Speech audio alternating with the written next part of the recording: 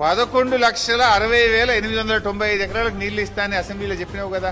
11,000 ఎకరాల కన్నా నీళ్లు ఇచ్చినావా? ఇస్తే ఎక్కడిచ్చినావో చెప్పు. నేను చెప్తున్నా రికార్డ్. 17,24,000 ఎకరాల కొత్త ఆయకట్టు ఇచ్చాం.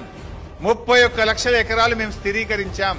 నీ 2 ఏళ్లలో నువ్వు చెప్పిన 11,60,000 ఎకరాల్లో ఎక్కడిచ్చినావో చెప్పు. చెప్పకపోతే ముక్కు నేలకు రాసి క్షమాపణ అడుగు తెలంగాణ ప్రజల్ని. మోసం చేసినాం, అసెంబ్లీని తప్పుదో పట్టించినాం, అసెంబ్లీకి అబద్దాలు చెప్పినాం. 11,60,000 ఎకరాలు ఇస్తామని చెప్పి అసెంబ్లీ సాక్షిగా అబద్దాలు ఆడినందుకు క్షమాపణ చెప్పి రాష్ట్ర ప్రజలు ఇంకా సిగ్గు లేకుండా మాట్లాడుతున్నారు. అసలు నీ ప్రభుత్వం చేసింది ఏం చేసింది?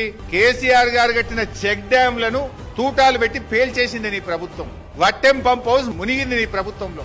నీ ప్రభుత్వంలో ఎస్ఎల్బిసి ప్రాజెక్టు కుప్పకూలింది. శవాలను కూడా బయటకు తీయలేని చేతగాని దద్దమ్మ ప్రభుత్వం మిస్టర్ రేవంత్ రెడ్డి నీది.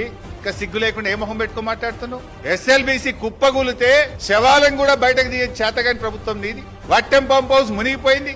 చెక్ డ్యాములు బాంబులు పెట్టి పేలుస్తుంటే ఇవాళ వరకు ఎఫ్ఐఆర్ లేదు, ఎంక్వైరీ చేయవు. నువ్వు ఒక్క ఎకరానికి నీళ్ళు ఇచ్చిన పాపాన పోలేదు, ఒక చెక్ డ్యామ్ కట్టిన పాపాన పోలేదు, ఒక చెరువు దవ్విన పాపాన పోలేదు, ఒక ప్రాజెక్ట్ కట్టిన పాపాన పోలేదు. మీరు నీళ్ళ గురించి మాట్లాడతారా?